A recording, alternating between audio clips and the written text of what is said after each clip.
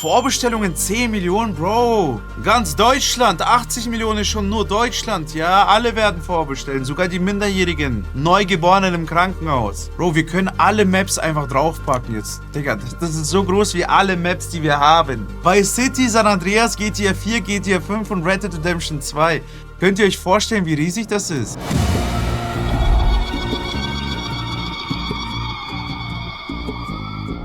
Das hier sind die teuersten Videospiele aller Zeiten. Und das hier, das ist GTA 6. 3 Milliarden $, so viel soll Rockstar in die Entwicklung investiert haben. Das 3,2 Milliarden ist sogar die Rede.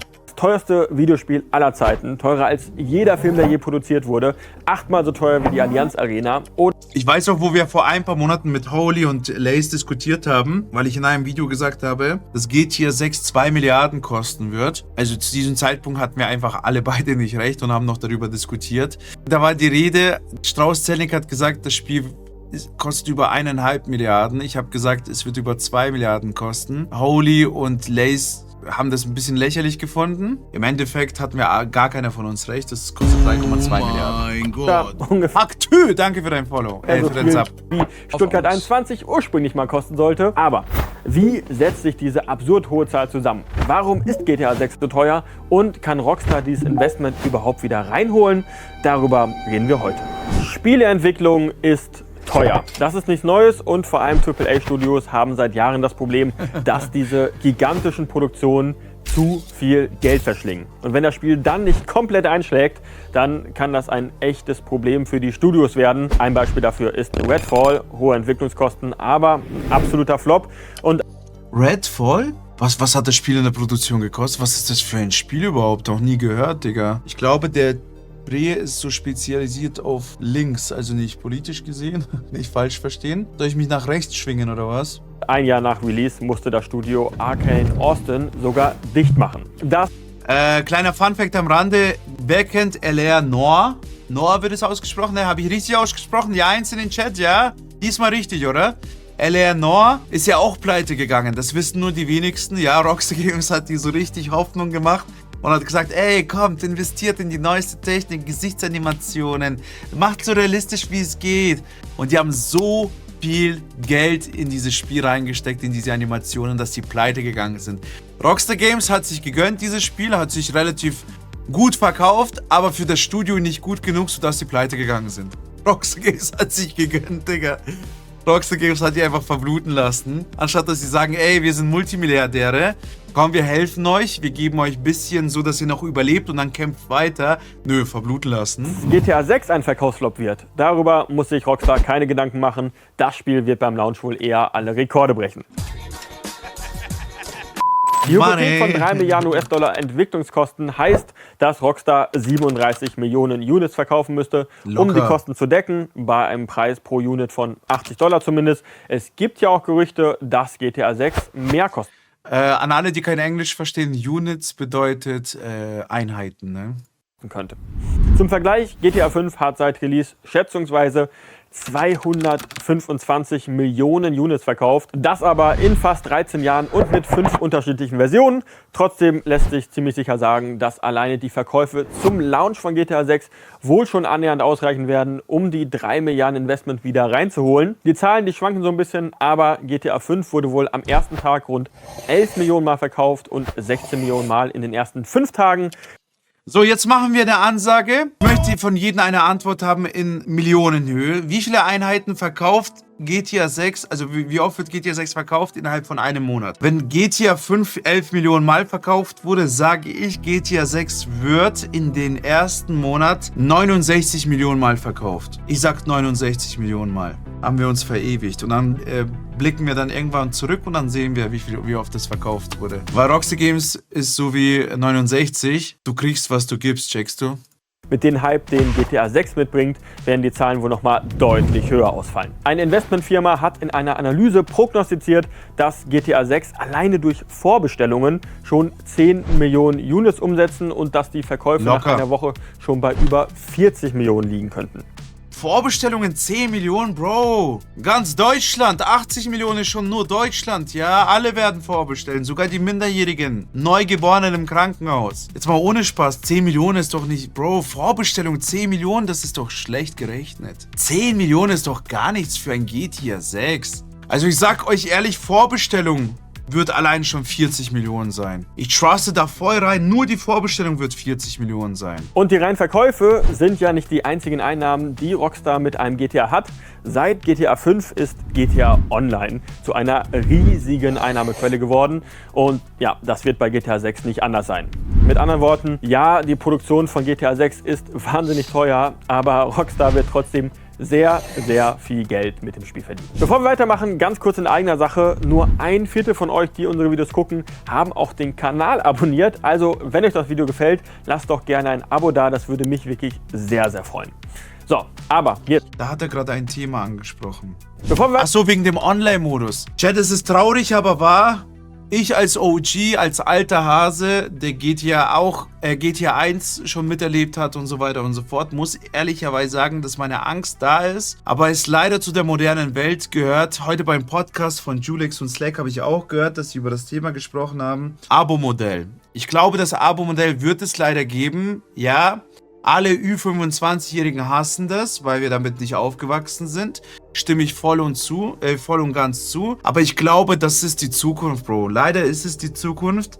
Und ihr müsst so sehen, irgendwann sterben wir, ne? Mäßig, während GTA 6 noch gezockt wird. Also dieses Abo-Modell wird es 100% geben, da bin ich mir sicher. Bei Fortnite, Bro, regt sich auch keiner auf. Es regen sich nur Leute auf bei GTA 6, weil die sehr viele OGs haben. Also wenn es nach mir ginge, würde es nicht drankommen. Aber es geht nicht um uns, sondern es geht um die Zukunft. Und die Zukunft ist nun mal so, dass es dazu gehört, leider. Also ich glaube schon, dass es Abo-Modelle geben wird. Und was ich auch noch glaube, ist, dass der Fokus diesmal, also das ist das erste GTA, wo der Fokus nicht auf Story gelegt ist, sondern auf Online-Modus. Kann sein, dass wir diesmal einfach nur eine knackige Story bekommen. Ja, also ich glaube, das wandelt sich schon Richtung Online. Also Online-Modus wird mindestens so gut sein wie der Story-Modus vom finanziellen. Checkt ihr? Das will ich damit sagen. Story-Modus wird safe geil werden, aber bei GTA 5 war es zum Beispiel so, Story-Modus war anfangs viel stärker als der Online-Modus. Diesmal wird es mindestens Gleichstand, wenn sogar nicht das Online-Modus über dem Story-Modus steht. Ja, wenn die das machen, es geht ja nicht mehr das, was es einmal war. Genau, Holy, das sind alle die über 25-Jährigen, die so denken. Ich denke auch so, aber wir werden sehen. Das ist meine Meinung. Ich fand die Online in GTA 5 sogar besser als die Story. Siehst du Lockiges Bambi zum Beispiel? Also, Bro, ich habe mal aus Spaß in einem Video die Frage gestellt. Was feiert ihr mehr? Das war so eine Joke-Frage. Das war eine Fun-Frage. Auf was freut ihr euch mehr? Auf GTA Online oder GTA Story? GTA Online 1 in den Chat, GTA Story 2 in den Chat. Auf was freut ihr euch mehr? Nur ein bisschen mehr. Wenigstens ein bisschen mehr, aber ihr müsst euch entscheiden. Und Chat, tatsächlich bin ich davon ausgegangen, dass die meisten sagen Story, aber ich freue mich auch auf Online. So, ne, das ist mein Denken. Aber ich habe teilweise gelesen, ey, scheiß auf Story, ich will lieber Online erst haben, weil Story zocke ich echt nicht. Und das war sehr häufig, dass ich das gelesen habe. Und auch in realem Leben. Bei uns auf Arbeit sind Jüngere da, ne? Ich habe die gefragt, habt ihr schon mal Story gezockt? GTA 5? So, sagen die. Der eine sagt, ich habe das noch nie angerührt. Der andere sagt so, ja, ich habe es angezockt, aber ist langweilig, ich mag lieber Online. Da merkt man schon, in welche Richtung sich die Zukunft entwickelt, ne? Und Corona hat es natürlich bestärkt, dass man seine Bres da digital trifft und so weiter und so fort. Story-Modus ist quasi der einsame Hase geworden. Leider. Genau, Holy. Gen Z, ja, nenn es auch so. Die neue Generation ist Richtung Online. Und deswegen sage ich ja, diese Abo-Modelle, ich weiß nicht in welcher Form, aber die haben ja schon mit GTA Plus angefangen. Das ist ja schon mehr oder weniger Abo-Modell. Nur natürlich nicht Battle Pass, genau, nicht Bass, sondern Pass, wie wir es aus Fortnite kennen. Gucken wir mal, wie sich das entwickelt. Ich hoffe, es wird nicht so ein Scheiß werden, dass wir jeden Scheiß mit echtem Geld zahlen müssen. Sagen wir mal, oh, ich brauche eine Massage, zack, Geld, oh, Krankenhaus, boah, ich gehe in das Luxuskrankenhaus, dann bekomme ich mehr Leben, als wenn ich in das Billigkrankenhaus gehe. Zack, muss ich mehr zahlen. Ich kaufe mir ein Auto, oh, hat 200 PS, um das freizuschalten mit 300 PS muss ich Geld ausgeben. Ich hoffe, es wird nicht so schlimm. Nur 1/4 von euch, die unsere Videos gucken, haben auch den Kanal abonniert. Also, wenn euch das Video gefällt, lasst doch gerne ein Abo da. Das würde mich wirklich sehr, sehr freuen. Ob ich die Serie Upload kenne? Nee. Um was geht's denn da, Batlight? Diese Zahl, 3 Milliarden überhaupt her. Und wie setzen sich die Kosten zusammen? Die Zahl selbst ist relativ gut belegt. Take-Two Interactive, das ist ja die Muttergesellschaft und die ist börsennotiert. Das heißt... Was, Mutter? Was sagst du über unsere Mutter? Take-Two hat einfach EA überholt. Könnt ihr euch das vorstellen, Chat? Das ist crazy, ne? Einfach EA überholt. Viele Finanzdaten sind tatsächlich öffentlich. Wir kennen zum Beispiel die jährlichen Ausgaben für Personal und wir wissen auch, dass GTA 6 in 2020 offiziell in Full Production gegangen ist und seitdem hat Rockstar unfassbare 2,2... Naja, ist keine Kunst, sagst du, Holy, aber die waren halt Nummer uno, ne, in der Gaming-Szene. Darum geht's halt, ne? Also Rockstar Games, oder besser gesagt Take-Two, ist jetzt Platz 1. Und das natürlich nur wegen, ihr dürft es jetzt in den Chat schreiben, nur wegen wem sind die auf Platz 1? Es hat 3 Buchstaben. Es hat 3 Buchstaben und eine Zahl. NBA 26. Jetzt ist es raus. 2 Milliarden US-Dollar für Personalkosten ausgegeben und da ist 2026 noch nicht mal mit eingerechnet. Jetzt haben Rockstar und Take-Two natürlich auch noch andere Projekte, an denen gearbeitet wird, zum Beispiel GTA Online, Red Dead Online und wahrscheinlich auch eine Next-Gen-Version von Red Dead 2. Also nein, diese Personalkosten, die lassen sich jetzt nicht komplett GTA 6 zuordnen. Es ist aber durchaus realistisch, dass ein Großteil der Mitarbeiter ganz oder zumindest teilweise am nächsten Grand Theft Auto arbeiten. Und das sind eben nur die reinen Personalkosten. Aber natürlich kannst du auch kein Spiel entwickeln, indem du jetzt 6000 Entwickler auf den Parkplatz stellst. Es braucht Büroräume, es braucht Hardware für die Entwickler, Lizenzkosten müssen gezahlt werden für Software und Musik, Motion Capturing und Schauspieler sind auch ein großer Kostenfaktor, gerade bei Rockstar. Und dann gibt es auch noch Playtesting, Lokalisierung, Zertifizierung für Konsolen, später auch für den PC. Und natürlich ganz wichtig, Rockstar setzt immer noch auf eine eigene Engine. Das heißt, alle Verbesserungen und Neuerungen müssen selbst entwickelt werden. AI, Physics, Raytracing, während die meisten Entwickler einfach das rundum sorglos Paket der Unreal Engine 5 nehmen, muss Rockstar das eben alles selbst entwickeln. Dann hat natürlich einen riesen Vorteil. Wenn es einmal läuft, das eigene System, dann kann es so sein, wie sie es wollen. Das ist wie wenn du deine Träume steuern kannst, oder Chat? War eine gute Beschreibung jetzt, ne? Und jetzt zu dem Punkt, was viele so Berichterstatter, so wie er, außer Acht lassen oder gerne oder das überlesen oder vergessen, ich weiß nicht, wie ich das einordnen soll, ist der folgende Punkt. Also bei Red Dead Redemption 2 haben auch die meisten Studios dran gearbeitet, an der Produktion, aber bei GTA 6 sind es ausnahmslos alle Studios. Das dürfen wir nicht vergessen. GTA 4 zum Beispiel wurde nur von Rockstar Games North gemacht. Vielleicht wurden die hier und da unterstützt von anderen Studios, aber in den Credits ist nur Rockstar Games North zu sehen. Das könnt ihr ganz hinten sehen an den Hüllen, ne, welche Studios beteiligt waren. Da, schaut mal. GTA San Andreas, North.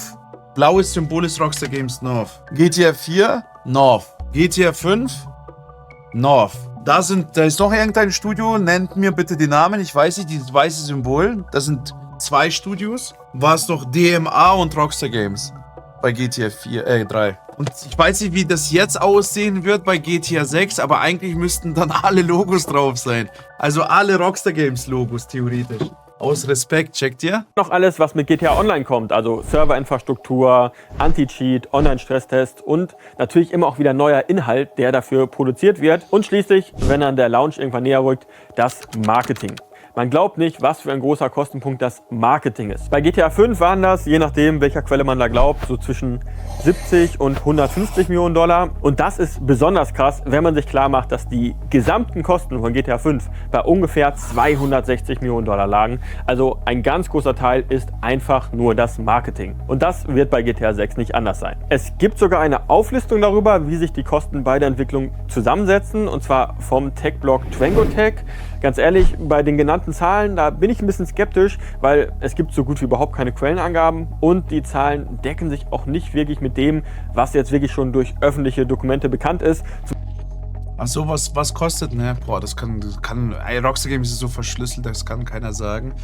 Red Dead Redemption 2 Complete CD-Cover, wie es bei Red Dead Redemption 2 ausschaut. Da ist Rockstar Games abgebildet. Vielleicht machen die sich jetzt die Abkürzung. Guter Call, Bro. Vielleicht dadurch, dass durch alle Studios da auch beteiligt waren, haben die einfach nur Rockstar Games gemacht, weil das wäre schon krass, wenn da so alle Logos eingeblendet werden. Zum Beispiel eben beim Gehalt. Aber ich finde, es gibt doch einen ganz guten Überblick darüber, wofür so ein großes Studio alles Geld ausgibt. Also, wenn ihr wollt, lest da gerne mal rein, ist ganz interessant.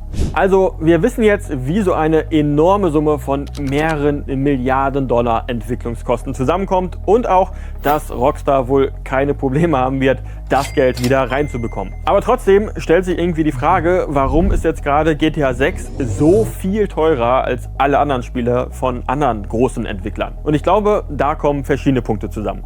Erstmal natürlich die extrem lange Entwicklungszeit. Die Full-Scale-Production ging zwar erst 2020 los, an dem Grundgerüst für das Spiel wird aber schon deutlich länger gearbeitet, wahrscheinlich schon seit über 10 Jahren. Rockstar nimmt sich einfach die Zeit im Gegensatz zu vielen anderen Entwicklern und ja, was dabei rauskommt, wenn Spiele zu früh veröffentlicht werden, das sehen wir ja oft genug.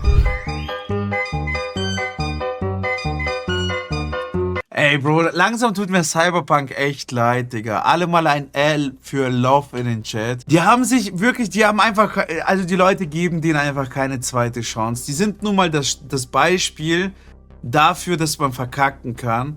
Aber Bro, nur die wenigen haben auf dem Schirm, dass sie es hinbekommen haben, dass dieses Spiel richtig geil ist. Also wenn ihr jetzt Cyberpunk zockt, es ist eins der besten Spiele, Chat, ohne Spaß. Alleine schon der Anfang, dass du ein Yaro sehen kannst. Bro, welches Spiel hat es? Du kannst sogar Yaro aussuchen. Ich war so erschrocken, Bro, als ich auf einmal Yarak gesehen habe. Ich dachte, ich habe mir doch keinen Mod runtergeladen. Erstmal eine halbe Stunde Yarak ausgesucht. Weil ich wollte nicht akzeptieren, die Länge. Weißt du, was ich meine? Aber das Spiel ist, also im Vergleich zu dem Release, wie es da rauskommt, wie kaputt es war, kann man jetzt nicht vergleichen. Und da sehen wir, der erste Eindruck zählt nicht nur in Real Life, sondern der erste Eindruck zählt auch bei einem Spiel. Und jetzt können die so gut sein, wie die wollen. Wenn einmal der Ruf kaputt geht, dann ist vorbei, ne? Bei diesem verbuggten Spiel. Wenn jetzt Man's Eye kommt und sagt, ey, Alter, wir haben so eine geile Grafik, Gameplay ist geil, wird dir keiner glauben. Checkst du? Wenn man jetzt mal ausrechnet, wie viele Jahre schon an GTA 6 gearbeitet wird und wie viele Entwickler daran beteiligt sind, dann sieht man, wie viel Entwicklungsarbeit da wirklich hintersteckt. Hello Einen Kitty anderen wichtigen Wonderland? Punkt habe ich gerade schon angesprochen, die eigene Engine. Wenn ein Studio mit einer Engine von der Stange arbeitet, dann braucht es höchstens eine Handvoll Entwickler, die halt die Engine an die eigenen Bedürfnisse anpassen und noch so die Feinheiten abstimmen. Rockstar braucht aber ein ganzes Team, das die eigene Engine entwickelt und halt alles einbaut, was für das Spiel gebraucht wird. Der wichtigste Punkt ist aber ganz einfach die Dimension des Spiels selbst. Rockstars Open Worlds gehören zu den größten und detailliertesten Spielwelten überhaupt. Ja. In GTA 5, da werden auch jetzt nach über einem Jahrzehnt immer noch dauernd neue Dinge entdeckt. Also Rockstar ist bekannt für ihre fast fanatische Liebe zum Detail und dafür braucht es Zeit, Manpower und damit auch Geld. Viel ist ja auch noch nicht bekannt über die Größe der Spielwelt von GTA 6, aber glaubt man den Gerüchten, könnte die 2- bis 3-mal so groß sein wie die Welt von GTA 5. Es soll auch viel mehr begehbare Gebäude geben, angeblich 700 Stück. Wie gesagt, alles noch Gerüchte, aber auch 2- bis 3-mal. Bro, der hat es einfach komplett mit der Mapping-Community verpasst, ne? Das Video ist vor 3 Tagen erschienen und der hat einfach die Map von 1946, Bro. Der hat einfach die Map komplett verpasst. Armer Lace, Alter. Der hat so eine geile, also diese geile Website und so gemacht. Bald stehe ich übrigens in den Credits, hat mir Lace versprochen, ja? Weil wir die Ersten waren, die die Map getestet haben. Das ist schon crazy, ne? Jetzt sind da 200.000 Menschen, die das jeden Monat besuchen, wie ich verstanden habe. Und wir hatten einfach VIP-Zugang. Wir hatten mit Passwort damals VIP-Zugang. Irgendwann kam auch Holy dazu. Irgendwann auch der gute 80. Crazy, Bro. Wir waren einfach eins der Ersten, Digga. Das ist die App. Ja, das ist State of Leonida, Bro. Hast du nicht gehört, dass er diesen einen Yaro da vom Thron gestoßen hat? Wie heißt denn der andere, der damals war? Yatsu oder so. Also nicht unser Yatsu. Sorry, Yatsu. So ähnlich hieß er. Leider gibt es keine Leaks, ne? Aus urheberrechtlichen Gründen hat er sich dafür entschieden, keine Leaks mit einzupacken. War zwar eine geile Funktion, aber ich habe ihn auch damals abgeraten, habe gemeint, es wäre vielleicht nicht so schlau, wenn du die Leaks einpackst. Nicht, dass die Seite dicht gemacht wird, wenn es anfängt gut zu laufen mäßig. Aber ist die immer noch größer als GTA 5, die Map? Natürlich, Bro. Du musst dich nicht entschuldigen. Für was entschuldigst du dich? Alles gut. Genau deswegen bin ich ja live, damit du Fragen stellen kannst. Doch gut, dass du Fragen stellst. Schau mal, da ist die Map. Das ist die GTA 5 Map. Genau, mit Steuerung drückst, kannst du die Map positionieren, wo du willst. Schau mal, so groß ist die, siehst du? Ungefähr 3-mal so groß, würde ich schätzen. Da kannst du auch GTA 4 anklicken, das Ganze auch bewegen. Schau mal, wie klein GTA 4 ist. Wir platzieren mal GTA 4, ja, hier. Dann haben wir GTA San Andreas. Machen wir mal hier so. GTA San Andreas. Dann haben wir GTA Vice City. Können wir hier gut platzieren. Und dann haben wir Red Dead Redemption 2. Platzieren wir mal hier. So, wegen der Fläche checkt ihr, dadurch, dass es hier noch weiter runter geht, platzieren wir das so. Und dann haben wir noch die GTA 5 Map. Bro, wir können alle Maps einfach draufpacken jetzt. Digga, das ist so groß wie alle Maps, die wir haben. Vice City, San Andreas, GTA 4, GTA 5 und Red Dead Redemption 2. Könnt ihr euch vorstellen, wie riesig das ist? Endlich könnt ihr einmal in eurem Leben ehrlich sein, dass irgendwas groß ist. Ach, Digga, komm, wir gucken weiter, ja? Mal so groß sein wie die Welt von GTA 5. Es soll auch viel mehr begehbare Gebäude geben, angeblich 700 Stück. Wie gesagt, alles noch Gerüchte, aber auch wenn wir die genauen Zahlen noch nicht kennen, ich glaube, es ist... War nicht Red Dead Redemption 2 größer? Warte mal, die Thematik müssen wir mal klären. Also ich habe mal die Quadratkilometer angeschaut. Die sind auf ein paar Quadratkilometer unterschiedlich. Wir können ja mal ganz kurz eingeben. Red Dead Redemption 2, Quadratkilometer Map, spielbar 75 bis 80 Quadratkilometer und GTA 5 75. Siehst du? Auf einem, also so ungefähr gleich groß. Und jetzt kommt dieser Effekt, was Rockstar Games perfekt hinbekommen hat. Weißt du, warum die Red Dead Redemption 2 Map sich so anfühlt, und wäre sie viel größer als die GTA 5 Map?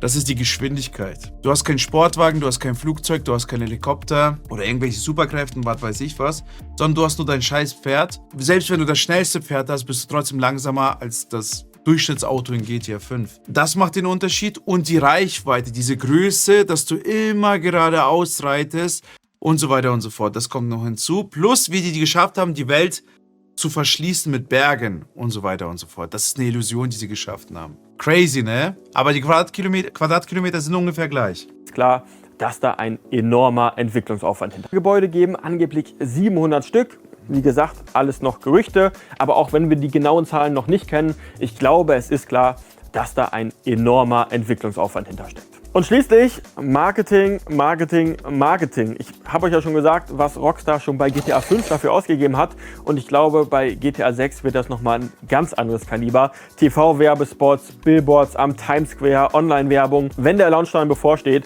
wird es unmöglich sein, das nicht mitzukriegen.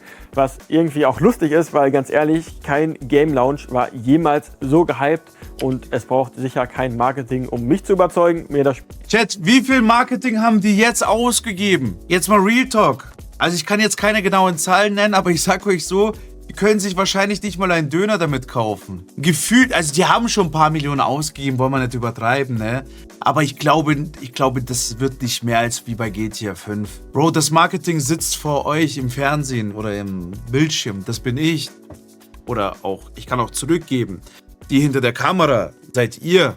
Wir sind das Marketing. Und es ist egal, ob wir auf TikTok irgendwelche komplett random Scheiße labern, dass irgendwas offiziell angekündigt wurde und boah, Alter, es geht los. Eilmeldung, das GTA 6 Marketing hat offiziell gestartet und zwar genau jetzt. Oder ob wir versuchen auf Ernst, so wie der Brie, Themen zu vermitteln. Beides ist kommt Rockstar Games gut, weil es dreht sich um GTA 6. Und je mehr das performt, desto geiler. Also ich weiß nicht, ob das Tom Henderson war, aber ein Insider hat mal darüber berichtet, dass es bei Rockstar Games, oder war das ein Rockstar Games Mitarbeiter selbst auf X, der das berichtet hat, dass sie sich dort ins Fäustchen lachen über unsere verrückten Gedanken und Theorien. Und am witzigsten finden die den Kühlschrank-Emote. Mit dem dunkelhäutigen Bre, der den Kühlschrank öffnet, ne? Übrigens, ja, bevor ich von Rockstar Games komplett gebannt werde, Bruder, ihr habt letztens komplett eskaliert mit dem Kühlschrank-Emote auf der Seite von Rockstar Games. Adi hat mir eine Statistik geschickt. Adi, bist du da gerade? Zu dem Zeitpunkt waren das über 200.000 Aufrufe auf dieses GIF. Das ist crazy. 200.000 Aufrufe. Der Buttermilch-Emote geht auch komplett viral. Also der hat über 400.000 oder so. Die Leute checken nicht mal, was es bedeutet, aber die sehen so, geil. Irgendwas so Weißes, was aus dem Becher rausspringt. Könnte eine Spermaprobe sein.